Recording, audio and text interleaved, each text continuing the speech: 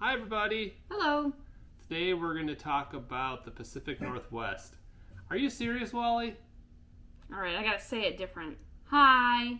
So what did we do in the Pacific Northwest? I would say the normal amount of things. I think the biggest thing is we booked that late. So we had to move every single week. I think we had 2 weeks maybe at one place, and that was just by sheer luck. It was a struggle just to get that. So it feels really busy because we had to move our house every weekend. Mm-hmm. We probably could have made things work if we had done a lot of people move daily, and we don't understand, one, how you can afford that, but two, that's so much moving and so much work. Maybe it's more doable if you're not working full time. But I mean, weekends are the only time we have to move. We can't, unless we take time off during the week. That's the only time we can move during the week. We were in Grants Pass, Oregon. And then we stayed in Portland. Mm-hmm. Do you remember the campground name, or do you know? Yeah, it was like the Columbia River RV Resort or something. And it was right across the street from the river and pretty much right next to the airport, which actually wasn't that bothersome. No, we kind of enjoyed it. It was noisy, but it was close enough that the planes were closer to the ground than normal, so we could geek out a little bit at it. And they had a really nice bike path that went along the whole one side of the airport. They did. So that was kind of neat. We did that a couple times, I think. I think we took at least one afternoon. We went a little bit north, and then we took another afternoon and biked south. So I think we went into town like a Saturday, and then we did a trip, like a day trip on the Sunday, so that would have been like the in-between weekend. When we went into town, it was the Rose Festival, and it was Fleet Week, so we got to go on a bunch of naval ships, maybe one Coast Guard ship too or something. Yeah. So that was a fun afternoon activity, and I believe we took public transit into town. Mm-hmm. There was a convention center right by the Columbia River, which was probably 2 miles away from where our campground was. So we drove to the convention center, free parking, and then on one of the days I think it was even free mass transit, so we didn't even have to pay for that. So on the day trip we did 3 main things. We went to Mount Hood, and then we drove along the Columbia River Gorge, and we went to the Vista house, and then we also saw Multnomah Falls, if I'm saying that right. I think that sounds right. I have no idea, but the falls were kind of a disappointment. They were pretty much closed. They had just had a pretty major wildfire. That had made the news because it was set by some kids as a joke or something. Or fireworks? Yeah. Something like that. So a lot of that was closed, but I think the Vista house was the first thing we actually filmed. It's possible. But that was a pretty cool place. It was pretty packed. Mm-hmm. I think we had, if I remember right, I think I dropped you off and did probably a couple laps around the parking lot before I could find a parking spot. Not a lot of parking up there. Mm-hmm. It was also probably like a Sunday afternoon, and it was gorgeous weather. Yeah. Mount Hood, that was the first place we went. That I did because I'm big into skiing, and I know of Mount Hood as the late spring, even early summer skiing place. So just kind of wanted to check it out. We didn't ski or anything, but it was neat just to see it and get way up on that volcano. You're not a fan? I'm not a fan of volcanoes. And that's probably why after we left Portland, the one place we still have not seen in the Pacific Northwest, and one reason we'll probably make it a point to go to next time we go back, is we did not see Mount St. Helens. But that was right along our way as we went through, because we went from Portland. We saw it plenty of times in the distance. It was fine. Okay. It looked good. We went from Portland up to Port Townsend, Washington. And I think that this is probably one of our favorite places. If we could afford to live there, we would. Yes, it's a small town, and it's right on pretty much the northeast corner of the Olympic Peninsula.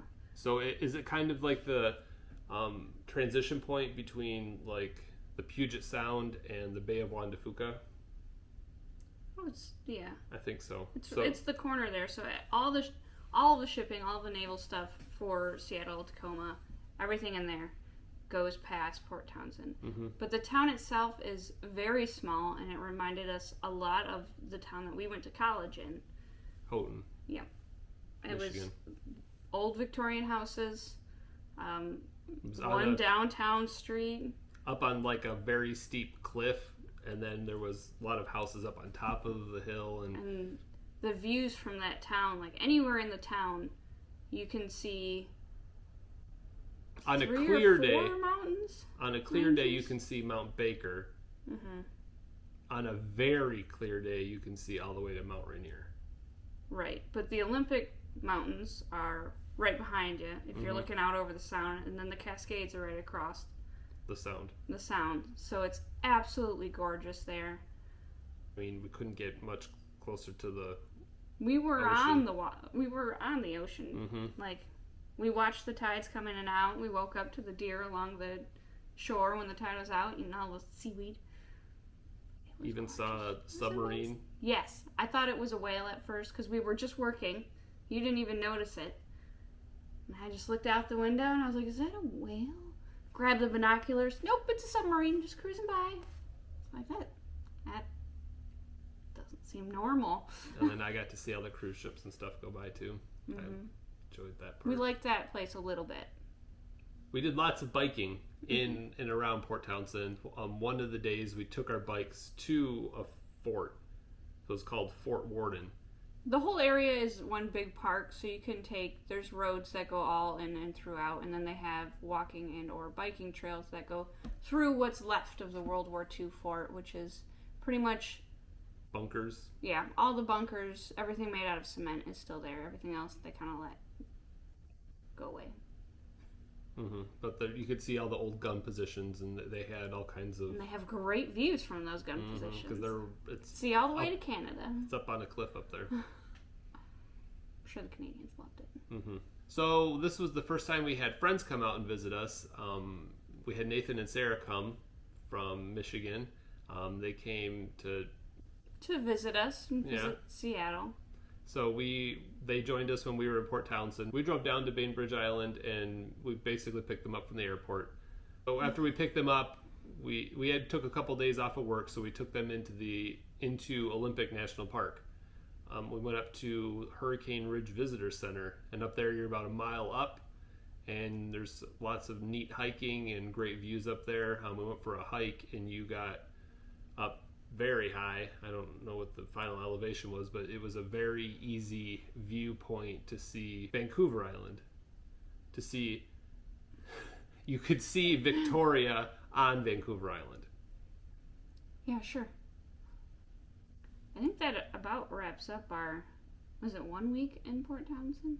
It was like 8 or 9 days. It should have been longer. If we could 2020 was hard for everybody. That was our plan for 2020. yeah, we were going to spend 2 months there, I think. Yes, we were planning on practically living there. Anyway, everybody's plans got ruined, so join the club. So, again, can't stress this enough on these next few. We had no choice but to move and live somewhere every week. So our next one was Puyallup. Puyallup. Puyallup.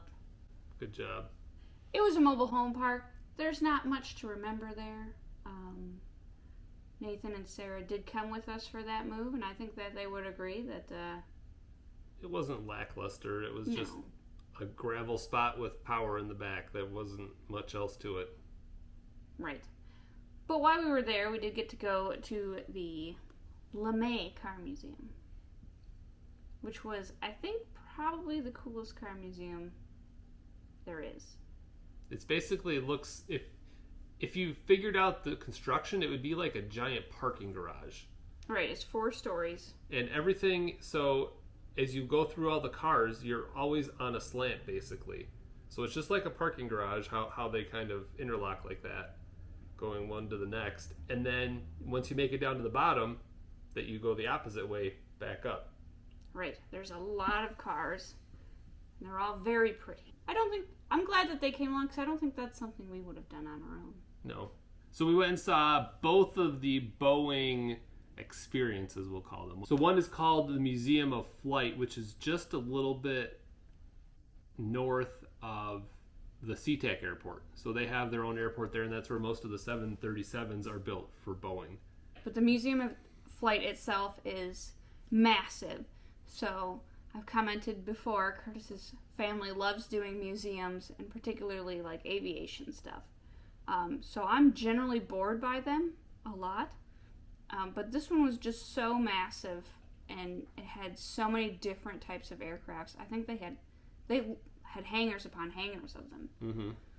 For me, I was even interested. For me, the big things, I've never seen a 747, so they have the first 747 that flew there, so that their test one basically. And then they also have a Concorde, and they also have an Air Force One. So those are the big three that I really wanted to see. They really have an Air Force One? Yeah. So we saw 2 Air Force Ones and Yep. 2? Yeah. Wow. Aren't we special? Mm-hmm. Next thing, after we dropped Nathan and Sarah off, I think they ended up spending 2 more days, maybe like downtown. Right. We went into town ourselves a couple times while we were there, but for the most part, we had done most of the tourist things when we were there in 2017. Right. So this was a chance to get to do them again. So we did we didn't like do the Space Needle or anything again, but we did the freer things. Yeah. So after all that, we had to move again, and this time we went back across the Tacoma Narrows to Gig Harbor. It was another nice little town. Yeah, and I think this one was more relaxing from us, because Gig Harbor it's not really conveniently by a ferry or anything, so I think we used it as kind of like a little rest. Mm-hmm. I think we did see one naval ship while we were there. I think we went into Bremerton. Yeah. And they have a destroyer or something there. Mm-hmm. We also were able to take another bike ride because they also had a nice bike path that went by our campground. Mm-hmm. And then your mom joined us while we were there. Yes. Did she stay with us while we were in Gig Harbor? Yeah, she stayed there for a couple nights, and then she stayed a couple nights in a hotel because she was visiting a cousin or something. Yeah, she was on the search for a long-lost cousin, which she found, so cool. And then we moved down to... Olympia. Yeah, Olympia, Washington. This was more of a work week for us, for sure. Mm-hmm.